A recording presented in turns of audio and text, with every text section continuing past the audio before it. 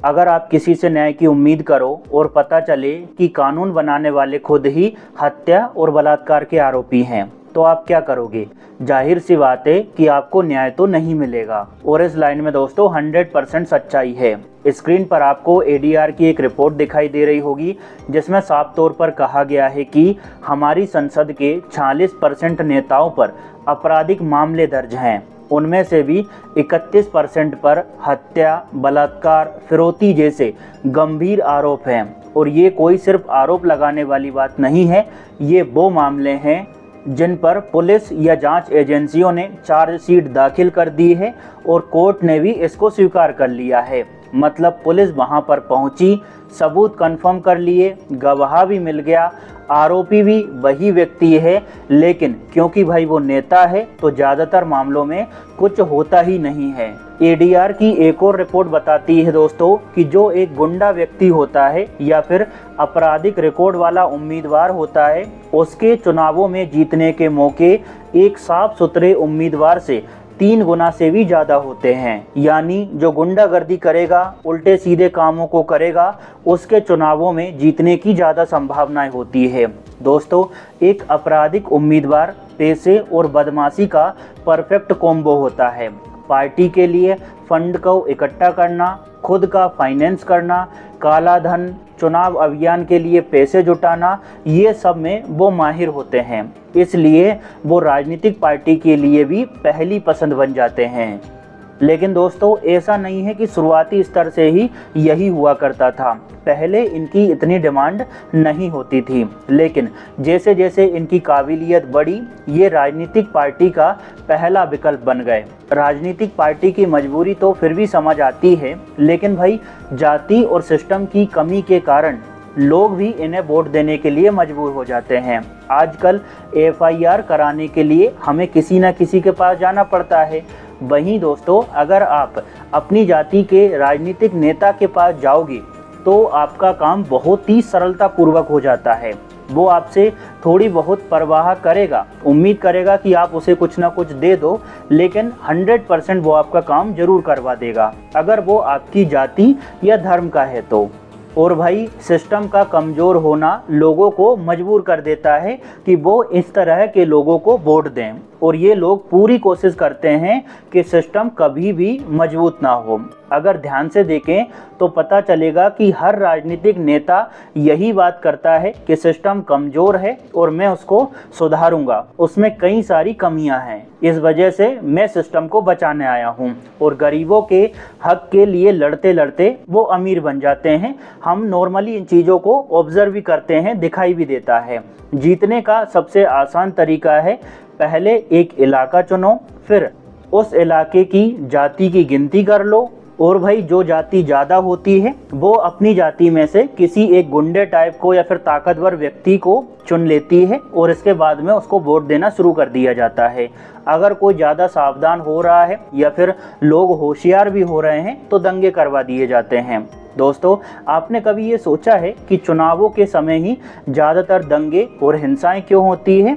वो इस वजह से ताकि आपकी सोचने समझने की जो क्षमता है ना, वो कमज़ोर हो जाए और ये नेता लोग आपकी भावनाओं के साथ खिलवाड़ कर सकें और वोट बटोर सकें। एक और रिपोर्ट आपको बताता हूं, जिससे आपको ये समझ आएगा कि चुनावों के दौरान कितना ज़्यादा खर्च होता है और कितना एंजॉय करती हैं ये पार्टियां। देखो, सीएमसी की एक रिपोर्ट है, सेंटर फॉर मीडिया स्टडीज़ की। उसके अनुसार 2024 के नवीनतम लोकसभा चुनावों में 1,35,000 करोड़ रुपए से भी ज़्यादा खर्च होने का अनुमान जताया गया था। कितना? 1,35,000 करोड़ रुपए।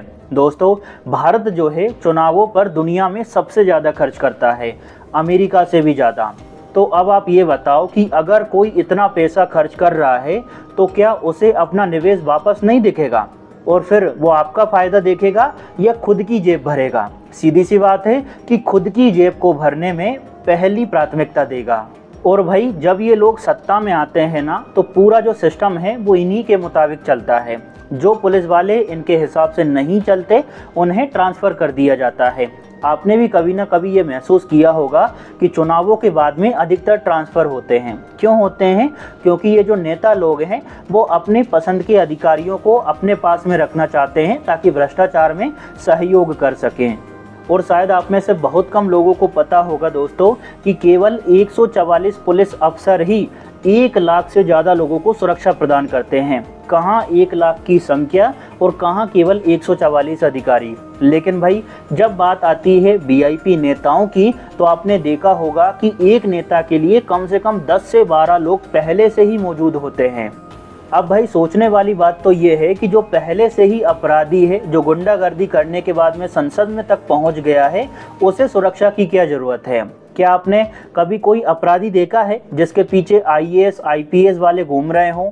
जाहिर सी बात है नहीं देखा होगा। और ये सबसे बुरा नज़ारा है। हर साल रिपोर्ट आती है कि 75% से ज़्यादा लोग पुलिस अफसरों पर भरोसा नहीं करते। और इतना ही नहीं भाई, एक 10-15 साल का लड़का भी जानता है कि गैर कानूनी काम कहाँ पर हो रहा है, लेकिन हमारी पुलिस को इसकी खबर तक नहीं होती। ये पूरा सिस्टम, ये जो पूरा कमज़ोर सिस्टम है, हमारे राजनीति वाले नेताओं को बहुत पसंद आता है, बहुत अच्छा लगता है। क्योंकि जिस दिन ये सिस्टम मजबूत होगा उसी दिन उनका सारा धंधा चौपट हो जाएगा और ऐसा ये होने नहीं देंगे। अगर आप गूगल पर सर्च करो टॉप 10 युवा राजनेता तो आपको ऐसा कोई भी नाम नहीं मिलेगा जिसका परिवार राजनीति से बिल्कुल भी ना जुड़ा हो। क्या आपने कभी सुना है कि किसी बड़े राजनेता का बेटा या बेटी सीमा पर सुरक्षा दे रहे हो, सड़कों पर हिंदू मुस्लिम के नारे लगा रहे हो? नहीं, ये सब काम हमारे जैसे जो आम लोग हैं ना, जो अशिक्षित हैं, अंधभक्त हैं, उन लोगों के लिए है।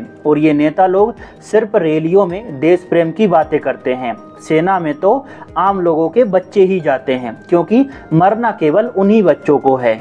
लेकिन दोस्तों फिर भी हमारे हाथ में एक चीज़ है और वो है मतदान का अधिकार। कम से कम हमें किसी अपराधी को वोट तो नहीं देना चाहिए। ऐसा नहीं है कि चुनाव में खड़े सभी उम्मीदवार अपराधी हों। बस हमें इतना करना है कि जो उम्मीदवार अपराधी हो उसे हम वोट ना दें, चाहे वो हमारी पसंदीदा पार्टी का हो या फिर हमारी जाति का ही क्यों ना हो। हमें ये काम 1 से 2 बार तो करना ही पड़ेगा, फिर वो टिकट लेना धीरे धीरे बंद कर देंगे। इसको आप ऐसे समझ सकते हैं कि जैसे हम मोबाइल खरीदने से पहले थोड़ा बहुत रिसर्च करते हैं, अगर उसी तरह से हम अपने उम्मीदवार के बारे में भी केवल 10% रिसर्च भी कर लेना तो ये अपराधी हमें धीरे धीरे संसद में दिखाई देना कम हो जाएंगे। ये अपराधी हमें वहाँ दिखाई देंगे जहाँ पर इनकी असली जगह है। और भाई अंत में आपसे केवल एक सवाल पूछकर अपनी बात को ख़त्म करना चाहता हूँ कि अगर राजनीति समाज सेवा है तो सैलरी क्यों मिलती है, और अगर ये नौकरी है तो परीक्षा और योग्यता क्यों नहीं पूछी जाती।